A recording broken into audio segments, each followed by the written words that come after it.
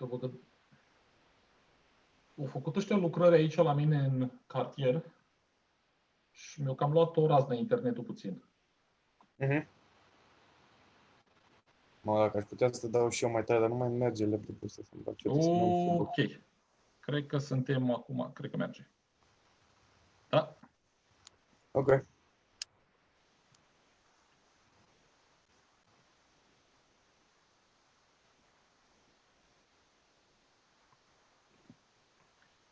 And we're live. Hey, Paul. What's up? So, hey guys, back again for a small live. Sorry for the 40 minutes in our meeting, but it was my fault. My internet went blank, my laptop went blank, and I forgot to charge my laptop. So it's my fault. And somebody didn't know how to reach Zoom, so we're good. So, how are things, Paul? We haven't talked in a long time. Yeah, almost 8 years probably. Yeah. I'm trying to calculate. I think even 10. Could be. From Brasov to 2009. Maybe. So look, welcome to our show. This is for our kids, for Irish volleyball in general. So I know you, but can you tell us something about yourself a little bit for the people watching us? Sure. I'm Paul. First of all, I'm a Romanian player. I started volleyball, I think, when I was probably 8 or 9 years old. I started because of my dad. Probably everybody is struggling to, I don't know, reach the potential that his parents, maybe grandparents, I don't know, that they achieved when they were young, when they were playing. So that was the situation in my family. Everybody played volleyball, handball, sports in general. So I had to choose, and I was kind of forced to play volleyball. I had no choice. So yeah, after a while, I was lucky enough to play with this guy in front of me, your coach. I think we played half a year probably together, and then the team went into a recession. Yeah, we can call it that way. Let's call it a recession. Yeah. Yeah, and after I had the opportunity to go to Germany, I was probably 16. I think when I was 16, I first left to Germany.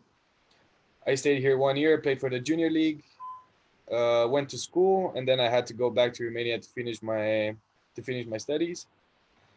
And then I came back with 19, started in the second division, and just grew up playing last year in the first. I had also the possibility to go to France. I went to France for half a year. So it's not a big history, but it's mine. It's my legacy, so I'm proud of it. You left at 16 from home, Paul. We are always chatting now between the new generation of coaches, because in the past it was much easier, especially in Eastern Europe. How was it to go to a new education system, especially with German is not the easiest language on the planet? So how did you feel school there? School was, I would say, a little bit different because, you know, as a young kid, I can call myself a kid at 16. You were looking for friends. You were looking for somebody to stick up to look up to start learning the language, because not everybody was capable of speaking English at that time. But I would say the way of teaching was way better, but it was more, I don't know how to say, it wasn't the whole thing like we learn in Romania. Like you need to learn 2 books for only one um, In one subject, yeah. one subject. You just have exactly the right amount of texts of books that you have to learn to stick to it, and it's not that hard. You will remember easier. You had also the possibility of working online, taping. I don't know. It But was from mentality point of view, Paul, because you had a lot of friends in Brasov, that's for sure. At that age, any lad will have a lot of friends. Was it hard to split with your friends from such a young age, uh or you well just didn't care? You I just had kept to sport, or yeah, I was focused on sport, but it wasn't that hard because I had this concept that my dad used to give me when I was younger. Um Him being my role model, he always told me, dude, I have no friends, just stick to what you do, what you have to do. This is your line, just follow it. And I I cannot say it was hard for me because um, through volleyball I found a lot. I got a lot of friends. I have a lot of contacts. I had the shot that to talk also in Romania because of my trainer. He was also Romanian, so it was easier for me to mingle in the crowd, to mingle in the team. So it was okay. because look, it is a big step to go from a young age. Do you think it was easier for you? Like we were talking, your father was a high-level volleyball player, your mother a high-level athlete as well. She played handball, no, or volleyball? Yeah. Handball. So you and other members of the family plus family friends. Do you think it was easier for you to say, "Look, I want this, I'm gone," and the support was stronger like that because of that? Sorry. Yeah. Yeah, for sure. Um, well, it was kind of a split situation. When I got the shot to come to Germany, my dad was a little bit um, insecure because he thought that probably it's going to be hard for me to leave the family and go, I don't know, go into the world as a kid. For him, it was more important to not the fact that I have to play sports, but more he went on to the direction of education, and he was not sure if I'm gonna be able to keep the balance, because I was super focused, I was super motivated to do sports, and he thought that probably I'm gonna go more Uh, in that direction and and yeah, slide away from the education part. But my mom was super um, excited about the thought that I would probably leave to Germany. So at the end, my mom won, and they both agreed, just go, live your life, and make the best out of it. And that's what I did. well, look, the reality is like what you were just saying, because you were saying you're in college in Germany and in Romania as well.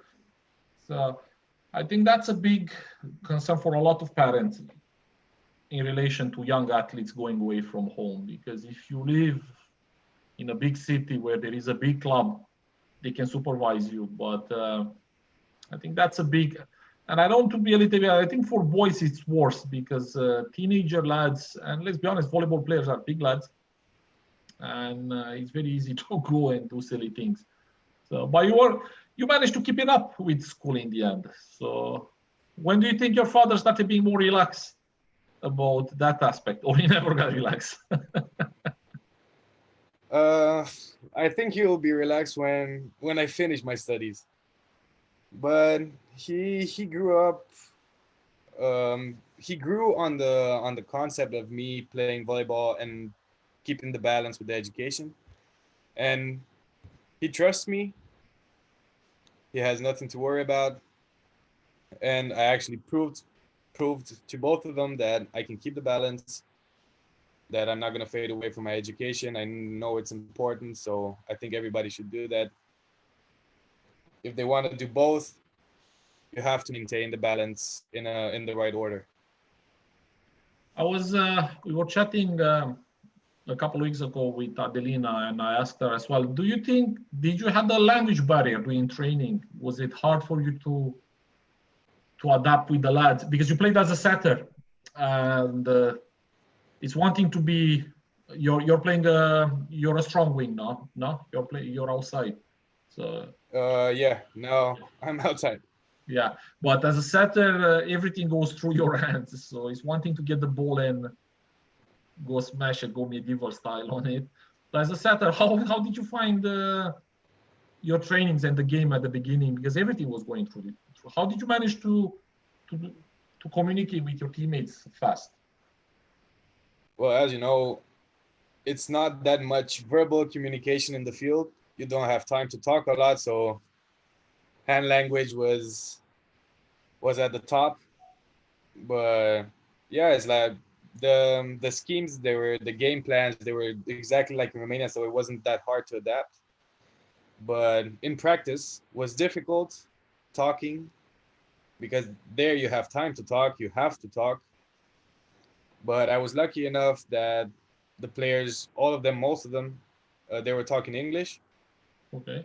So it was easy for me to adapt. I didn't have a problem. And the thing was, they didn't want to speak English, so I was getting a knucklehead all the time when I was talking English, and that was also very good for me because I learned German pretty fast. Because we were a few of the players were concerned about the language barrier if you go to a different country. I'll be honest with you. I don't stop talking, so I would talk to rocks. I don't care, But a lot of people would be concerned about this, going to foreign language, to different country, total foreign language, start everything from zero, and then, make friends as well on top of it. How did you, because I was chatting with a few juniors that left like this. When you went there, that means somebody lost their place in their team, because that's how it works. Did you felt any negative energy from the players, or they just took it, okay, we have a new setter and that's it? Because that's sport. When somebody has a good situation, somebody's out. So yeah, no, for sure there was negativity in the field. If you did the slightest mistake was probably the turning point of happiness in the team, if it came from you or from any other foreign guy. But yeah, for sure, negativity. And for the Germans, it's pretty hard for them to accept foreigners. Sorry. But I think that's everywhere, like you said. Well, I think it's part of the team. The reality is, when you go to a team, somebody's going home. So when you bring a But player, once you prove yourself, nobody has nothing to say anymore. Because everybody wants to win. The goal is to win. So at the end, it doesn't matter if you're a foreigner or local citizen. Yeah. So I suppose you have a lot of friends now there. Because how long have you played for the team? I forgot. I'll be honest with you. I cannot pronounce the team in German. I just wanted to ask you, because I actually have a tracksuit from your team. Yeah. Oh yeah. You really? Yes, the Moots gave me one. Yeah, right. Yeah, okay. I cannot pronounce the name of the team. Yeah, Eltman. It's called Eltman. Yeah. So how long have you played for them? We're in total, if you count the junior part, I think like 9 years. Okay.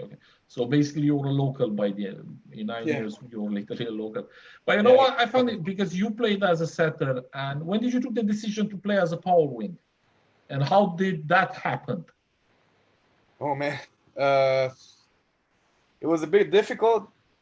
I was a setter when I came to Germany. I was a setter, as you said, and then I went back home 2 years. And in those 2 years, I didn't have the possibility to play anywhere. So I had to just, I don't know, play as a hobby. And when I came back, I had 1 year more. No, I think 2 years where I played as a setter. And then the trainer said, dude, we have one setter, but we like you as a setter. But the thing is, our opposite, he got injured. And I said, oh man, okay. So yeah, I didn't have any other contracts. So I said, yeah, cool. Why not? And I started as a second opposite. And I don't know, after 3 games, also the first opposite got injured again, and I started to play as the first opposite, and I started to win my way through the team, win my way to as the first opposite, and I stayed like this for I think 3 years till last season. And last season, just out of nowhere, the coach said, "Dude, I think you have a lot of potential as a winger, as an outside hitter. Let's try." And I said, "Man, this is the second time you changed my position, so it's it's not comfortable for me." But I said, "Okay, why not?" I took the challenge, and it was hard. It was hard, as an opposite and as a setter to come in reception. I had to I had to train double, maybe triple the time that the other guys were practicing. So now you're playing as an opposite or as an outside hitter? Now as an outside hitter.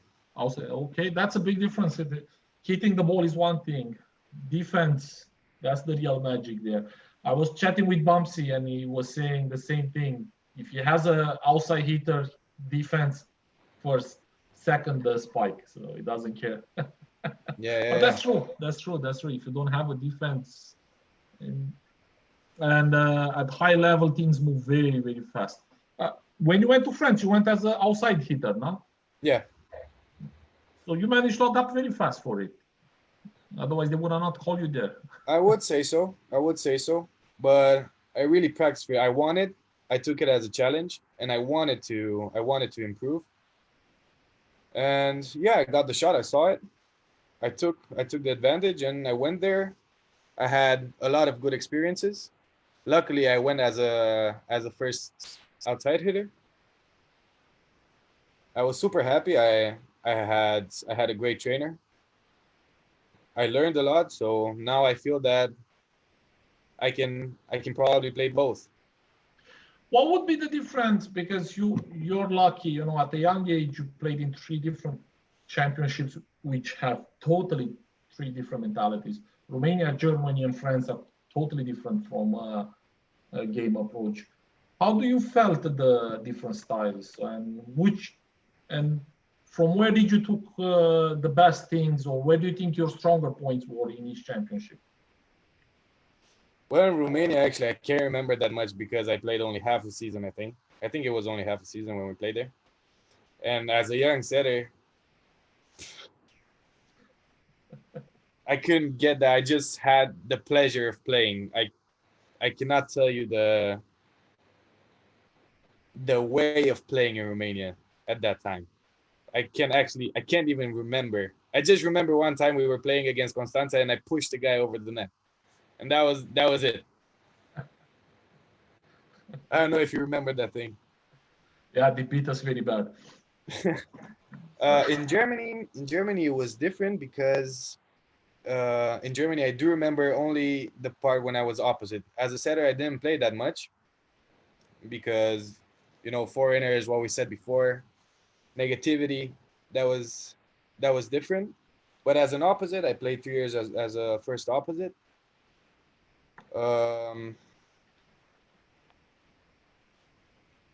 In Germany, there is more power. Just blind in the second league, for instance, it was power.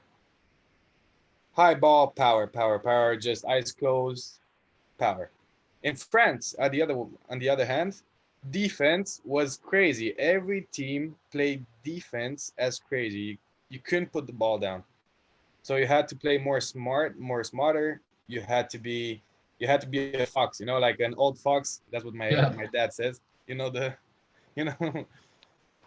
idiom. Yeah.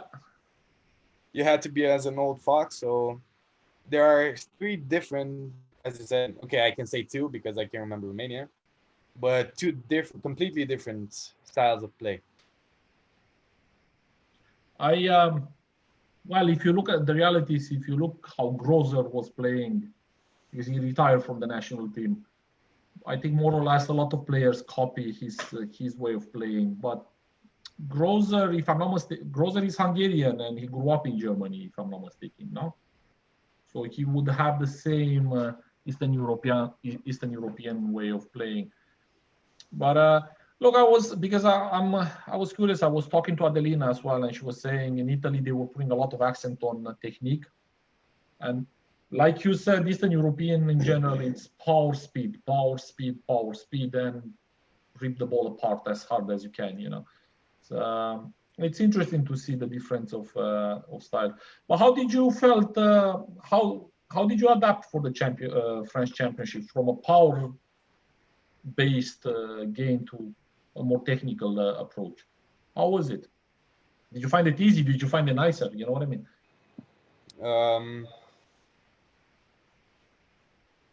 I found it was a bit difficult for me because first of all the ball changed, so we had to play with Molten in France. Oh yes, yes, you're right. Yeah. That was difficult for my reception. This was my first year as an outside hitter. I had just started to manage feeling the ball a little bit in reception in Germany with the Mikasa, and in France I had to change again. So the ball, I felt like the ball was harder, so it came faster. So you had to manage to, I don't know, adapt faster.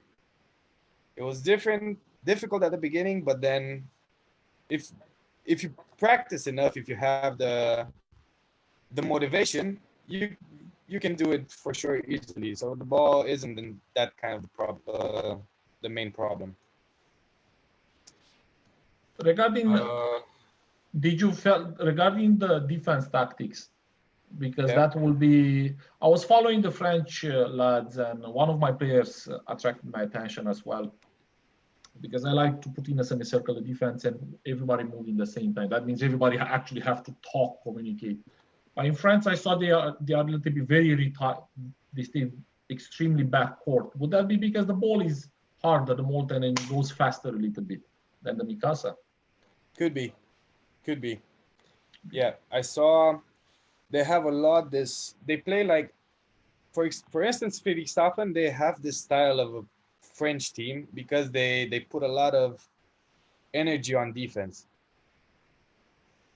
Um, they play this system block defense more than other teams.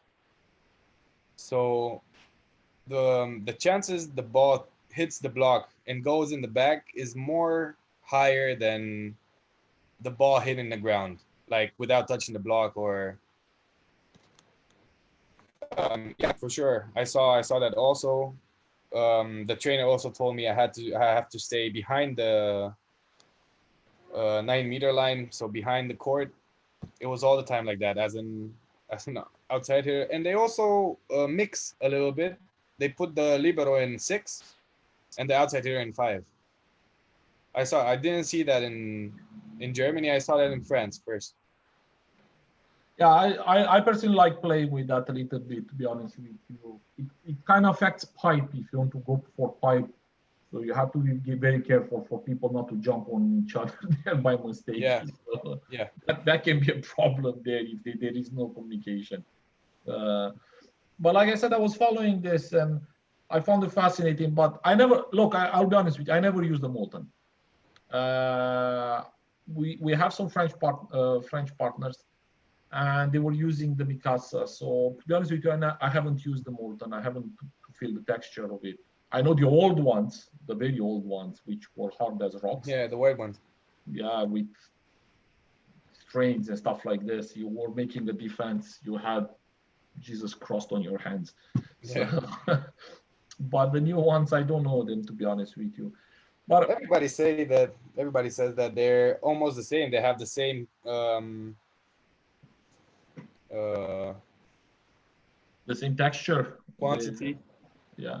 Same. No, for sure not. They don't have the same texture, I think. No, just excuse me just a moment. It's getting dark, so I have to open the lights. Yeah. Everybody says they have the same quantity, Okay. but you feel it in your shoulder like immediately. Everybody that switched the How do you feel it balls. for your blocks? How do you feel it for your blocks? Would you feel it better? Oh man, it's amazing. It's amazing. You feel like a hard rock when it touches your hand and goes like it makes a big hole in the court. Your heart it pops out of your chest. Well, like I said, that will be a little bit different because I know they are changing now the volleyballs, and I personally don't like the new one. I don't really mean. I say it like the Jabulani in football when they brought it. I don't like it. I don't know. Yeah. I think it's ugly. That's my opinion. So I don't know who made it. My bad, my friend, but I don't like it. So, but you decided, we were talking a bit before we started, you said you decided to stay in Germany to finish your education. Even if you had a very good season in France, was that a hard decision? I would say no.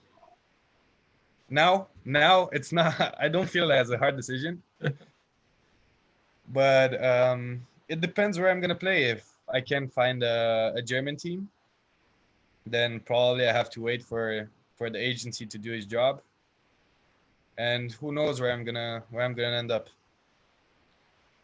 This is a lot of our players here in Ireland. They are not used to, because you were saying you were waiting for your agency. You have an agent dealing with these contracts, correct? Yeah. So a lot of our players wouldn't conceive working at this level. Would you? I personally said it. The second you're 18, you need an agent. That's my opinion, to protect your interest. Did you felt a difference? I honestly don't know who's your agent. Did you feel a difference when they get involved? If you have a good agent, do you feel more protected, or when dealing with an agency? Regarding your own actually, this was last year was my first year when I started professionally working with an agent. It was helpful because the president from the French team, he had small problems with the English language, so it was hard for us to communicate. Luckily, my agent talked fluently French, so that was the part where they helped. But yeah, now I feel that I'm not doing this job alone, like searching for teams for myself. I have another 2 guys that are working for me, trying to secure my future. So yeah, for sure, having an agent is, you feel secure, first of all. Nobody can screw you with the contracts and everything, and you have more chances to find a good team. How did you start working with an agency? You decided at one point it's too much to handle for you to look for teams, or somebody recommended you to approach an agent? No, that I had this start a while ago, and then I had a good season, I think 2 seasons ago, and I wanted to switch the teams. I wanted to go somewhere else to experiment. And I wasn't lucky, so I contacted a lot of teams. I was doing it for myself, and I didn't find anybody. And last year, we had in the second league in Germany, we had a highlight. We were playing against our rivals, and we played in an arena with a lot of supporters. And that was the first time when somebody told me, dude, you're good.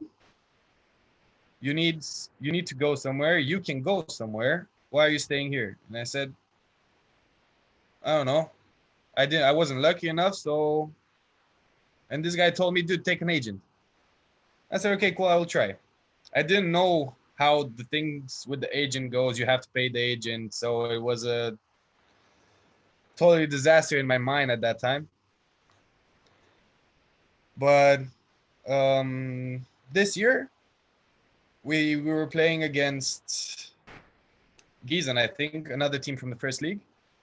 And I managed to play, I think, one set. I was okay. And one agent told me, dude,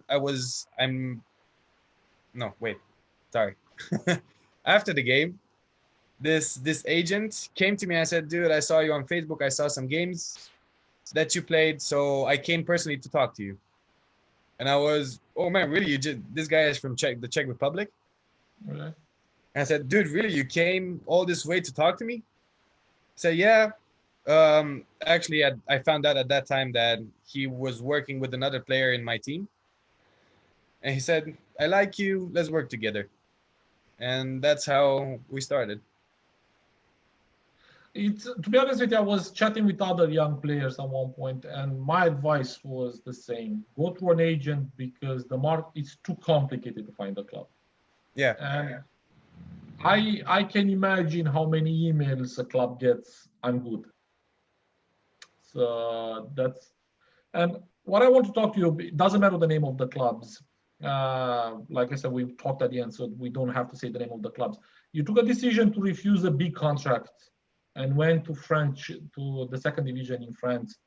You said that was a hard decision. How did you calculate your career to go from this? Okay, afterwards it was proven it was a good decision, but at that moment it was a hard decision. So how did you manage? How did you calculate to choose I wouldn't say the lesser team, the lower level compared to the highest level? I just stuck to my gut, I think.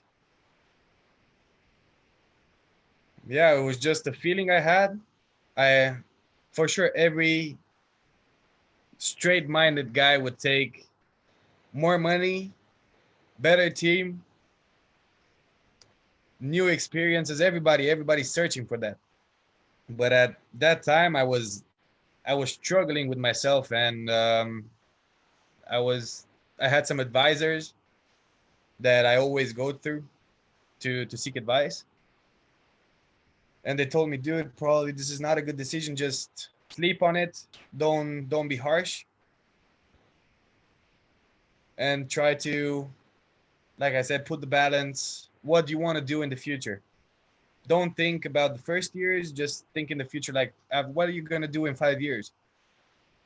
And probably that was the turning point in my life when I said, dude, I need to chill a little bit with sports because I'm starting to fade away, like I said, fade away from my education.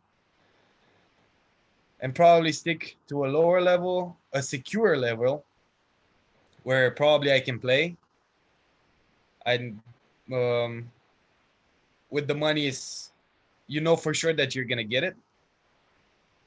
And I can stick also, I have enough time to finish my college. And after I can, I don't know, probably think about it again, playing higher level. You have another 1 year or 2 years of college? 2 more years. 2 more years. So where do you study in Germany? What college? It's called Friedrich Alexander Universität. It's in Erlangen, near to Nuremberg, where I live. I study sports and English to become a teacher. That was my dream as a kid. Apart from playing sports, ending up with volleyball. Does your college have, like we have in Romania, a lot of people don't know this, because in Ireland, physical education doesn't work like this. A lot of people have problems when I'm explaining them that back home you actually specialize in one sport in college. So you kind of study. In Germany, it's the same thing. You can specialize yourself in a sport, or it's... No, it's widened. So you need to know everything about every sport. So no, because like I said, in Romania we are the same, but Can you specialize yourself? Can you choose a sport, or no? It's just in that direction. Well, if you want to become a teacher at the university, then you have to choose. Then you have to choose a specialty. If you're gonna be a teacher in high school, you need to know everything. You cannot specialize. You don't need to specialize. For sure, you know a little about that sport, but you don't need to be a doctor. Yeah. That specific sport. No, because it is there are different systems, you know, and I personally like learning about them, you know, because you can find a lot about the sport culture of each country if you look how physical education is taught, you know, how you learn it. Like I said, I personally think in Romania we learn it at a very high level if you put the bad things aside. I like how the Americans are teaching sports as well. Not a lot of people really want to study sport there, but they are, you know, Jesus Almighty, it's highest possible level. So that's what I mean. What would be the varsity level, the university level in volleyball in Germany? Or like in Romania? In Romania, there is no varsity. There are some people going having fun. In Ireland, it's the same thing. Some people. It's the same. It's the same. So you wouldn't have like French, because in France you have 10 divisions at university level. I don't know in France. Actually, I never heard. I never was interested actually, so I never asked. I don't know, but in Germany for sure there is no high level in the university. You play the university league. Actually, I think you can play it, but only if, I don't know, one guy is he plays in one team, the other guy plays in the other team, and they meet and they play 2 tournaments because the university asked them to. But no high level. Was the same back home. I have here.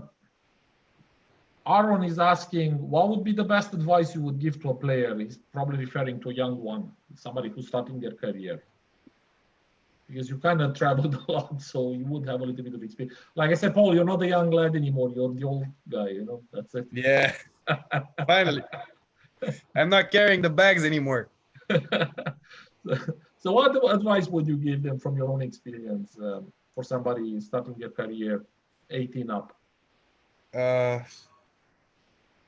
I would say stick to your gut. Don't listen to anybody. If you know, if you have to have a specific knowledge about what you're doing, and if you think you have it, if you're at that level, it's good for you.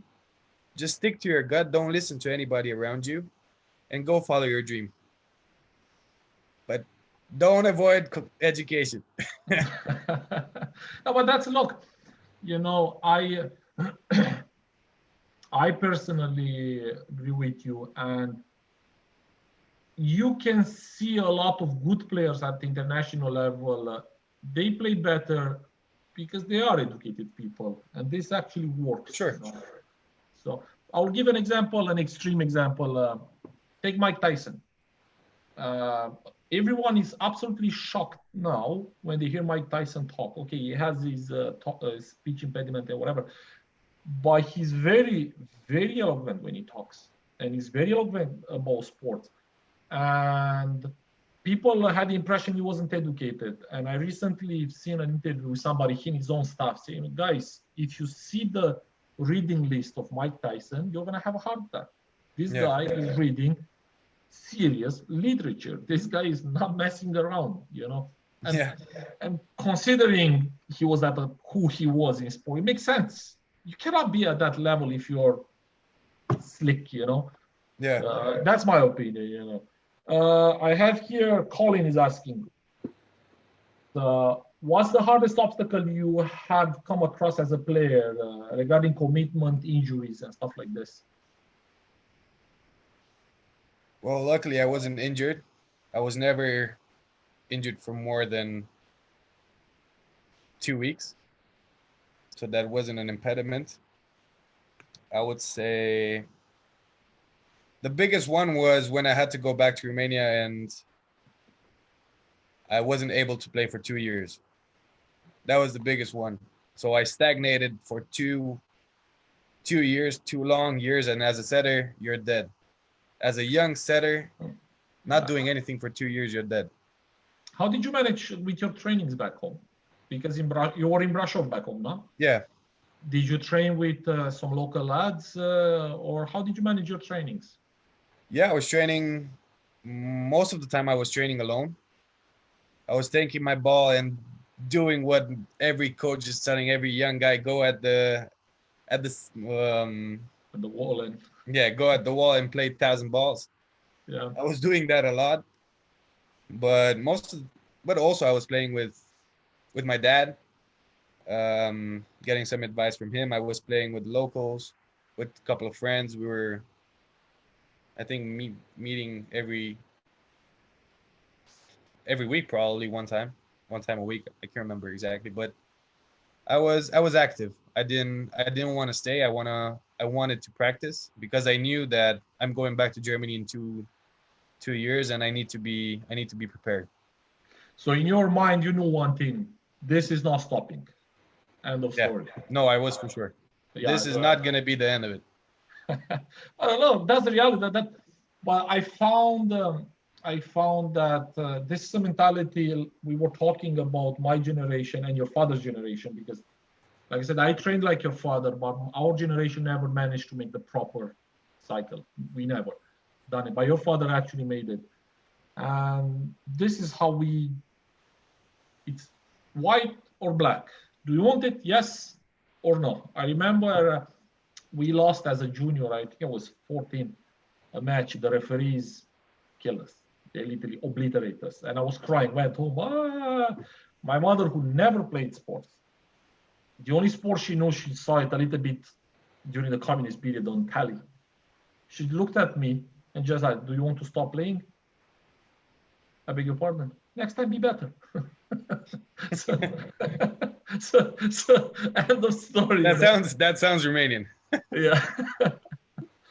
But look, the reality is, I think if you want to play serious sport, and I don't think it's necessarily volleyball, in general, high level sport, you need a little bit of mindset to know what you want from it. For sure, motivation is the key.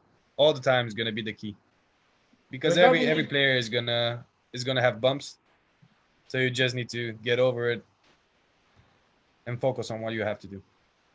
You know, I was because you were talking about you were lucky about injuries, not having injuries. I was chatting with other volleyball players, because and I'm pretty sure you saw it, your generation as well, a lot of people with surgery and serious injuries. And I'm only saying, if you see somebody who had a lovely progression in their career regarding physical training, and I do mean physical training, you can see they're always healthy. Okay, you're gonna have a pain on your shoulder, on your back. Those are normal. But I mean, you can see that nothing serious. It's on there, no serious injuries.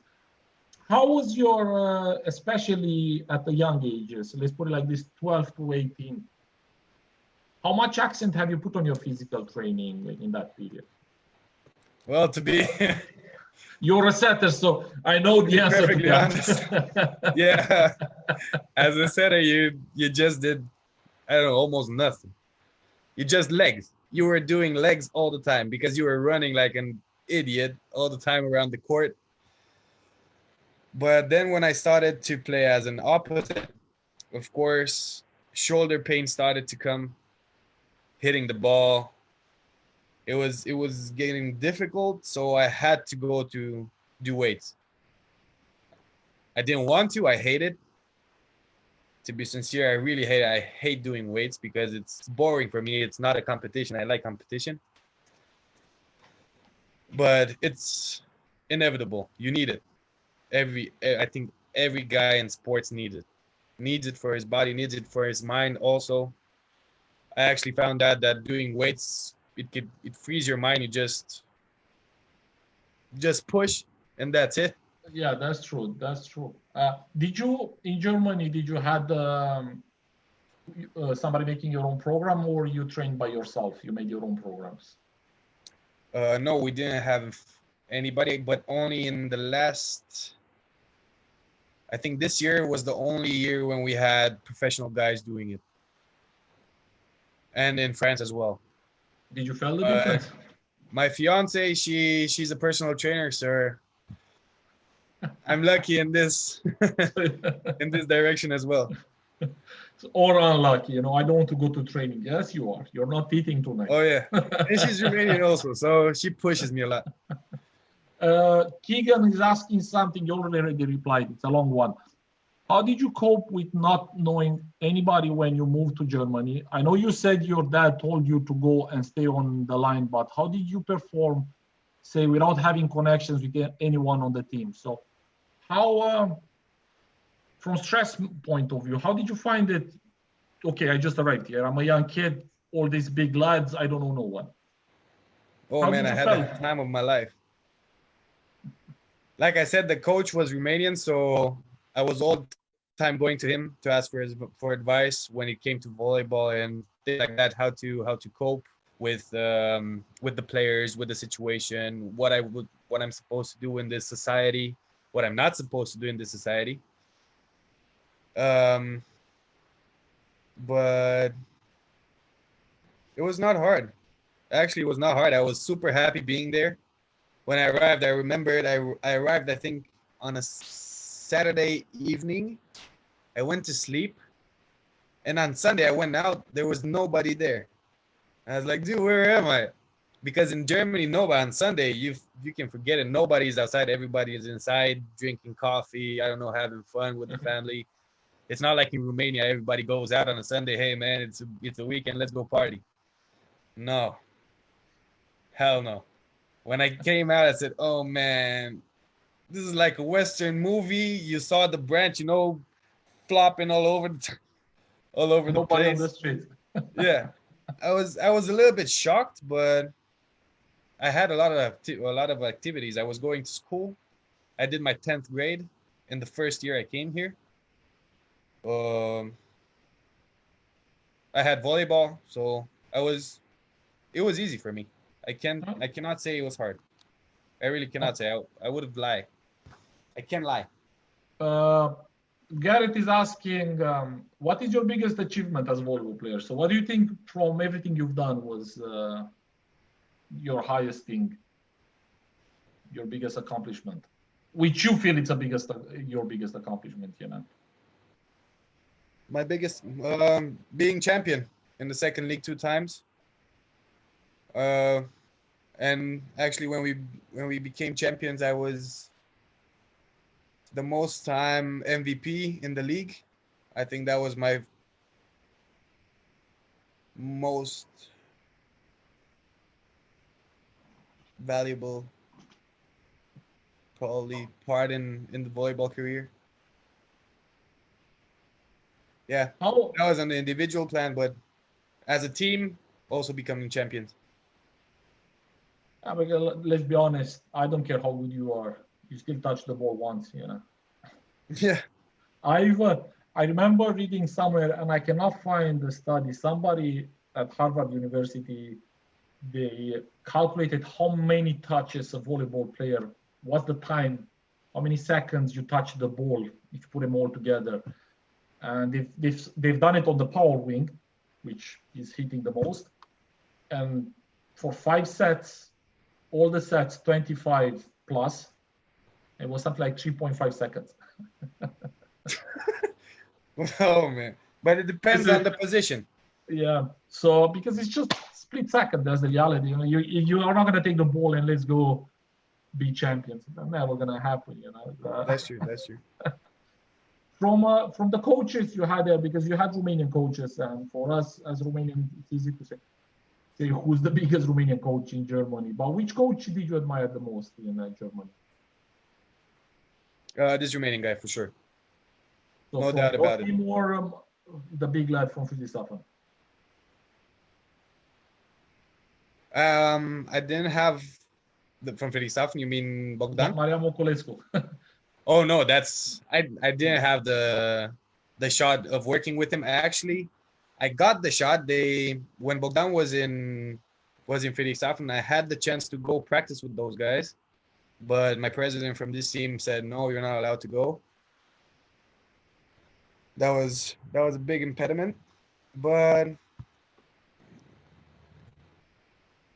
from my point of view, the biggest coach that I heard about, Moculescu for sure. Mr. About the ones Stelian that you Moculescu. have worked with.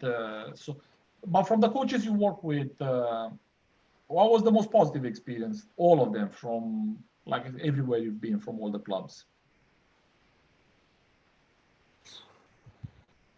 The most positive experience, I would say France. I would like to say Germany when I first came here with the Romanian coach, because that guy helped me more than anybody could have helped me in that situation. But sadly, he was there only 1 year, I think, and then he moved. But in my professional career, I would say the one from France. So what team was it in France? They are called. It was in Bordeaux. Okay. And the team is Saint-Jean-d'Iac. I think you played in the cup against Narbonne. One of our lads was watching the match, if I'm not mistaken. I think you had the cup match with them. One of our junior players is training with the junior programs. I'm not sure, so he told me. So, I wasn't there. So No. They played. I wasn't there already. I went to France in January. Okay. They played earlier against Narbonne. Okay, that makes sense. And in this period, because sadly to coronavirus and such, how did you train back home? How did you keep yourself fit? Because it's not the easiest thing on the planet when you're locked. With my personal trainer. She's killing me. I'm actually more fit right now than I was while I was playing. I lost pounds. I feel great. I can't wait for the season to start. Now that is a little bit of divine luck, huh? Oh yeah, for sure. And how do you feel the championship now? Because all clubs are a little bit, that's the most clubs have financial difficulties. How do you feel the what's coming regarding the clubs? Because I don't know, are you allowed to start, let's just say June, July trainings in Germany? I know in Romania they want to allow the professionals to start training from August or July, I'm not sure. Is the same in Germany, or you have no idea yet? I haven't heard anything about it, but in Germany it's probably going to start earlier because they're already starting the preparations, let's say, for, I don't know, opening the gyms, opening the free stadiums outside for football players. But also I think the gyms, they're going to open in end of June, maybe. I don't know. We are waiting actually for Mrs. Merkel to give an announcement on 14th of May. So probably we're going to have the decision then. I don't know what's going to be, what's going to happen. I don't know how it's going to happen, but what I know for sure is that I want to practice. Well, we stayed a lot, so I'm going to let you go. Cool. So probably I'm going to call you when things are going to kick off again. Okay. To see how things are. Look, thank you very much for taking part in and talking for our boys, okay? My pleasure. Okay, thank you very much. Okay. See you. Stay healthy. See you. Bye-bye. Bye-bye.